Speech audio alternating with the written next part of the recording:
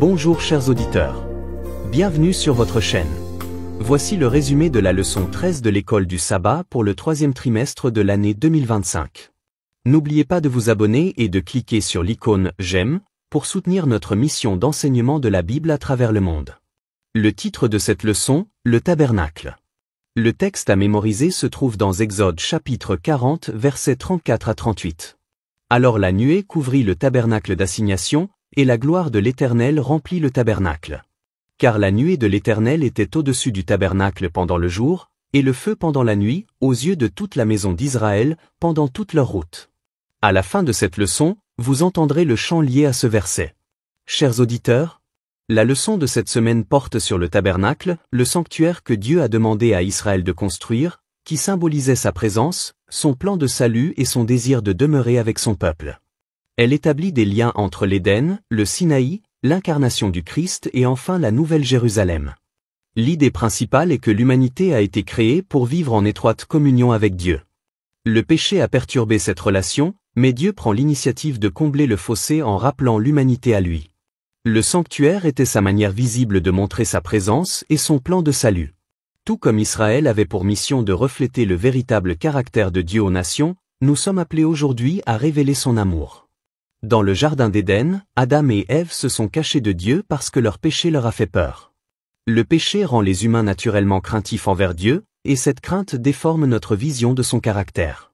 La bonne nouvelle, c'est que Dieu fait le premier pas pour combler ce fossé, de sa propre initiative, il répare la rupture et la relation brisée.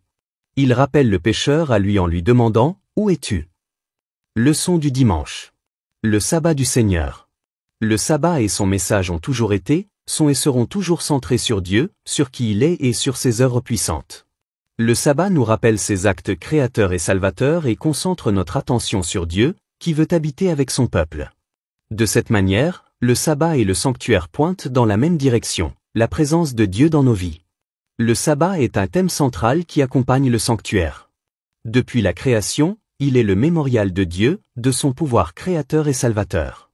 Le sabbat n'a pas été donné uniquement à Israël, il est antérieur au Sinaï. Il nous rappelle que Dieu est notre Créateur, que le Messie viendrait vaincre le mal, que le royaume éternel de Dieu est certain. Le salut vient de la grâce de Dieu et Dieu est le juge ultime. Le sabbat indiquait à Israël la présence de Dieu, tout comme le sanctuaire. Pour l'Église d'aujourd'hui, il nous unit toujours en tant que peuple de Dieu et nous permet de rester concentrés sur lui. La question est de savoir quel rôle important le sabbat joue-t-il dans votre vie? Leçon du lundi. Les offrandes et l'esprit. Dieu avait abondamment béni les Israélites grâce aux dons que les Égyptiens leur avaient faits lors de leur départ d'Égypte.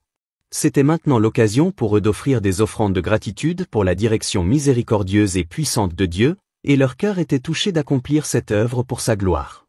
La construction du tabernacle exigeait des offrandes généreuses et un service rempli de l'esprit. Le peuple donna volontiers de l'or, de l'argent, des tissus et des pierres précieuses jusqu'à ce qu'il y en ait plus qu'il n'en fallait. L'Esprit de Dieu a également donné à des artisans tels que Betsalel et Aholiab la sagesse et l'habileté nécessaires. Cela montre qu'être rempli de l'Esprit ne concerne pas seulement la prédication ou les miracles, mais aussi l'utilisation fidèle de ses capacités quotidiennes dans l'œuvre de Dieu. Le véritable culte implique à la fois le don joyeux et le service guidé par l'Esprit. Quel don spirituel avez-vous reçu lorsque vous avez été rempli du Saint-Esprit? Leçon du mardi. La construction du tabernacle. Moïse construisit soigneusement le tabernacle, et les instructions qu'il avait reçues sur le mont Sinaï furent scrupuleusement suivies. L'Exode décrit en détail comment le sanctuaire fut construit exactement comme Dieu l'avait ordonné. Ce souci du détail nous enseigne que Dieu se soucie de chaque aspect du culte. Le tabernacle avec ses différents tissus, rideaux et pièces, l'arche, la table pour les pains de proposition, le chandelier, l'autel des parfums, l'autel des holocaustes, la cuve pour les ablutions, la cour et les matériaux utilisés pour le tabernacle. En fait, le chapitre 39 de l'Exode poursuit avec la description de l'éphod, du pectoral et d'autres vêtements sacerdotaux. Les services du tabernacle étaient des leçons concrètes de l'Évangile. Les sacrifices quotidiens montraient le pardon et le salut par le sang du Messie à venir. Le jour annuel des expiations symbolisait l'élimination définitive du péché et la solution ultime au mal. Ces cérémonies annonçaient le double ministère du Christ, son sacrifice sur la croix et son intercession permanente dans le sanctuaire céleste. Leçon du mercredi. La présence de Dieu dans le tabernacle. Le dernier chapitre de l'Exode, Exode 40, décrit la consécration du tabernacle et le don du décalogue. La consécration du tabernacle fut l'événement culminant d'Israël au Sinaï. Moïse installa le tabernacle le premier jour du premier mois de la deuxième année. Il a également consacré tout, y compris Aaron et ses fils au sacerdoce avec de l'huile d'onction. Il a traversé le Saint des Saints, le Saint lieu et la cour, consacrant tout cela au Seigneur. Grâce à ce processus, il a inauguré les services pour tout le sanctuaire.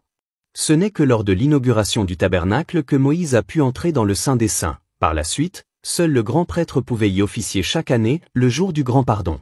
Lorsque le sanctuaire fut consacré, la gloire du Seigneur le remplit sous la forme d'une nuée le jour et d'un feu la nuit. Cette présence visible assurait à Israël la proximité et la guidance de Dieu. La consécration du sanctuaire est parallèle à la création, plus tard, au temple de Salomon, soulignant que le désir de Dieu a toujours été d'habiter avec son peuple. En fin de compte, cela préfigure la nouvelle Jérusalem, où Dieu vivra pour toujours avec ses rachetés. Leçon du jeudi. Jésus a habité parmi les hommes. L'incarnation de Jésus est un mystère ainsi qu'une science exclusive que les rachetés étudieront tout au long de l'éternité. L'apôtre Jean déclare que le Christ, en prenant sur lui notre corps, a révélé qu'il habite parmi nous de manière tangible.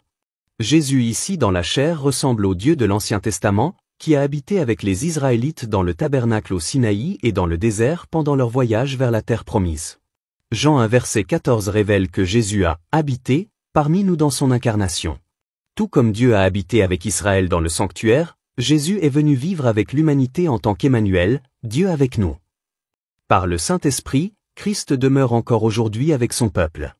Dans l'avenir, l'Apocalypse promet que Dieu lui-même habitera avec nous dans la Nouvelle Jérusalem, où aucun temple n'est nécessaire car Dieu et l'agneau sont le temple.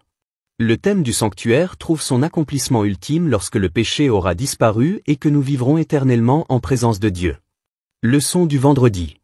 Réflexion supplémentaire. Les services du sanctuaire ont toujours mis en avant la rédemption par le sacrifice du Christ. Israël a d'abord connu la délivrance d'Égypte avant que Dieu ne lui donne le sanctuaire.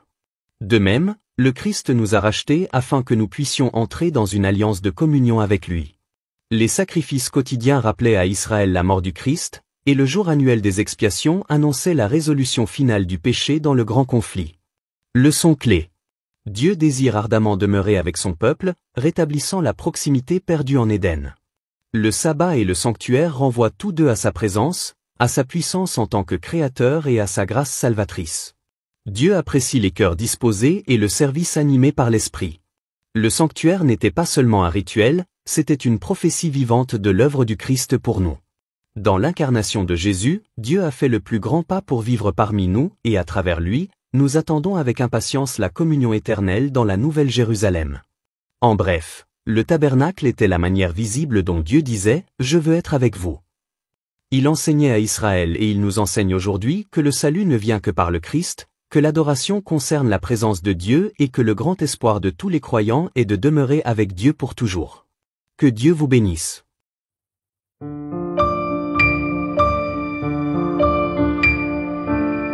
Then the cloud covered the tabernacle of meeting, and the glory of the Lord filled the tabernacle. For the cloud of the Lord was above the tabernacle by day, and fire was over it by night, in the sight of all the house of Israel, throughout all their journeys. Exodus chapter 40 verse 34 and 38.